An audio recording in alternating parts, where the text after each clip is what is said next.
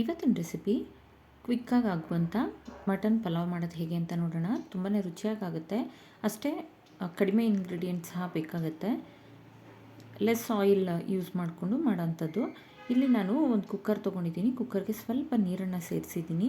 ನೀರು ಸೇರಿಸಿ ಇಲ್ಲಿ ಒಂದು ಅರ್ಧ ಕೆಜಿಯಷ್ಟು ಮಟನ್ನ ನಾನು ಕ್ಲೀನಾಗಿ ತೊಳೆದು ಇಟ್ಕೊಂಡಿರೋಂಥ ಮಟನ್ನ ಸೇರಿಸ್ತಾ ಇದ್ದೀನಿ.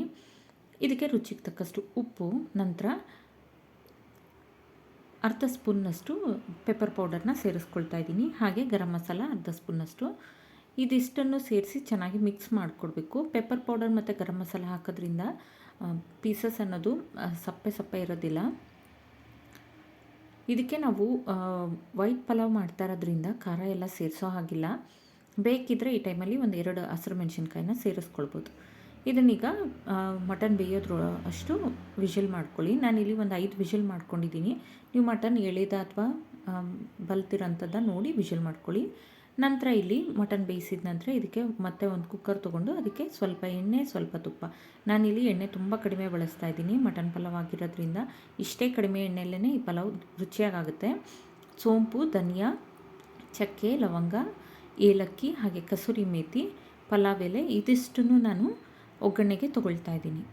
ಧನಿಯಾ ಕಾಳು ಹಾಕೋದ್ರಿಂದ ಒಳ್ಳೆ ಫ್ಲೇವರ್ ಅನ್ನೋದು ಬರುತ್ತೆ. ಧನಿಯಾ ಕಾಳು ಸಹ ಮಿಸ್ ಮಾಡಬೇಡಿ. ಹಾಗೆ ಸ್ಟಾರ್ ಹೂವು, ಮರಾಠ ಮೊಗ್ಗು ಎರಡನ್ನೂ ಸೇರಿಸ್ಕೊಳ್ಬೇಕಾಗುತ್ತೆ. ಮಸಾಲೆನೆಲ್ಲ ಸ್ವಲ್ಪ ಫ್ರೈ ಮಾಡಿಕೊಂಡು ನಂತರ ಇಲ್ಲಿ ಒಂದು ಈರುಳ್ಳಿನ ಸಣ್ಣಕ್ಕೆ ಉದ್ದಕ್ಕೆ ಹೆಚ್ಚಿಟ್ಕೊಂಡಿದ್ದೀನಿ. ಅದನ್ನು ಸೇರಿಸ್ಕೊಳ್ತಾ ಇದ್ದೀನಿ ನಾನು. ಈರುಳ್ಳಿನ ಸಹ ಸೇರಿಸಿ ಫ್ರೈ ಮಾಡ್ಕೊಳ್ಬೇಕಾಗುತ್ತೆ.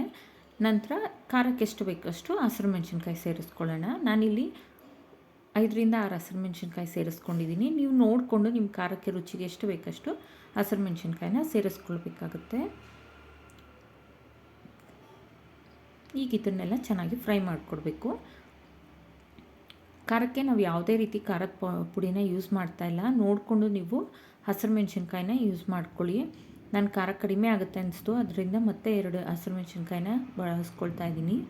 ನೋಡಿಕೊಂಡು ಯೂಸ್ ಮಾಡ್ಕೊಳ್ಳಿ ಹಸಿರು ಮೆಣಸಿನ್ಕಾಯಿನ. ನಂತರ ಇಲ್ಲಿ ನಾನು ಮಟನ್ ಏನು ಬೇಯಿಸ್ಕೊಂಡು ಇಟ್ಕೊಂಡಿದ್ನಲ್ಲ ಅದೇ ನೀರನ್ನು ಹಾಕ್ಕೊಳ್ತಾ ಇದ್ದೀನಿ. ಸ್ಟಾಕ್ನ 1 ಗ್ಲಾಸ್ನಷ್ಟು, ಹಾಗೆ ಬೆಂದಿರೋಂಥ ಮಟನ್ ಇದೆರಡನ್ನು ಹಾಕಿ ನಂತರ ಬೇಕಾದಷ್ಟು ನೀರನ್ನು ಸೇರಿಸ್ಕೊಳ್ತಾ ಇದ್ದೀನಿ. ನಾನಿಲ್ಲಿ 1.5 ಗ್ಲಾಸ್ನಷ್ಟು ಅಕ್ಕಿ ತೊಗೊಂಡಿದ್ದೀನಿ. 1.5 ಗ್ಲಾಸ್ ಅಕ್ಕಿಗೆ 3 ಗ್ಲಾಸ್ನಷ್ಟು ನೀರು, ಟೋಟಲಾಗಿ ಮಟನ್ ಬೆಂದಿರೋಂಥ ನೀರು ಹಾಗೆ ನಾರ್ಮಲ್ ವಾಟರ್ ಎರಡೂ ಸೇರಿ 3 ಗ್ಲಾಸ್ನಷ್ಟು ಹಾಕ್ಕೊಂಡು ರುಚಿಗೆ ತಕ್ಕನಷ್ಟು ಉಪ್ಪನ್ನು ಸೇರಿಸ್ಕೊಳ್ತಾ ಇದ್ದೀನಿ. ಇದೆಲ್ಲನೂ ಚೆನ್ನಾಗಿ ಮಿಕ್ಸ್ ಮಾಡಿ ನಂತರ ಇದಕ್ಕೆ ನಾನಿಲ್ಲಿ ಶುಂಠಿ ಬೆಳ್ಳುಳ್ಳಿ ಪೇಸ್ಟನ್ನು ಸೇರಿಸ್ತಾ ಇದ್ದೀನಿ. ಈ ಟೈಮಲ್ಲಿ ಶುಂಠಿ ಬೆಳ್ಳುಳ್ಳಿ ಪೇಸ್ಟ್ ನೀವು ಬೇಕಿದ್ರೆ ಈರುಳ್ಳಿ ಒಗ್ಗರಣೆ ಮಾಡಬೇಕಾದ್ರೆ ಸೇರಿಸ್ಕೊಳ್ಳಿ. ನಾನು ಈಗ ಸೇರಿಸ್ತಾ ಇದ್ದೀನಿ. ಫ್ಲೇವರ್ ತುಂಬ ಚೆನ್ನಾಗಿರುತ್ತೆ.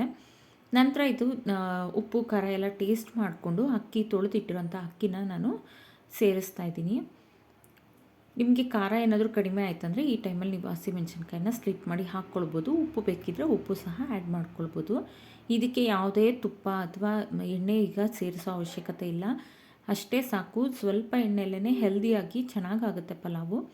ನಿಮಗೆ ಬೇಕಂದರೆ ಸ್ವಲ್ಪ ಎಣ್ಣೆ ಬೇಕನ್ನೋರು ಸ್ವಲ್ಪ ಎಣ್ಣೆ ನೀವು ಮೊದಲೇ ಸೇರಿಸ್ಕೊಳ್ಬೋದು. ನಂತರ ಇಲ್ಲಿ ಕೊತ್ತಂಬರಿ, ಪುದೀನ ಎರಡನ್ನೂ ಕಟ್ ಮಾಡಿ ಇಟ್ಕೊಂಡಿರೋಂಥದ್ದನ್ನು ಸೇರಿಸ್ತಾ ಇದ್ದೀನಿ ನಾನು.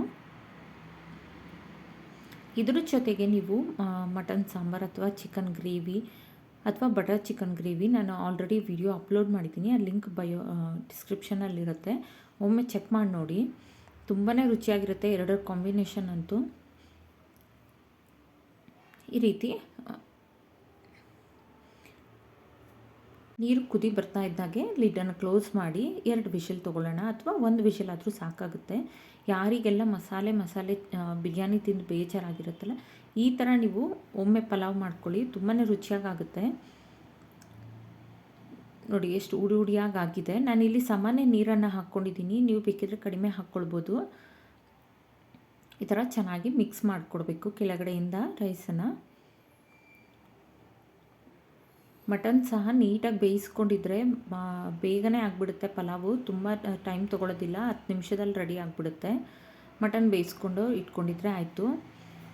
ಬೇಕಂದಾಗ ಕ್ವಿಕ್ಕಾಗಿ ಮಾಡ್ಕೊಳ್ಬೋದು. ಈ ವಿಡಿಯೋ ಇಷ್ಟ ಆದಲ್ಲಿ ಲೈಕ್, ಶೇರ್ ಆ್ಯಂಡ್ ಸಬ್ಸ್ಕ್ರೈಬ್ ಮಾಡಿ, ಕಮೆಂಟ್ ಮಾಡಿ ತಿಳಿಸಿ. ಹಾಗೆ ಯಾರೆಲ್ಲ ವಿಡಿಯೋ ಪೂರ್ತಿ ನೋಡಿಲ್ಲ, ವಿಡಿಯೋ ಪೂರ್ತಿ ನೋಡಿ. Thank you for watching. Follow for more videos. Thank you.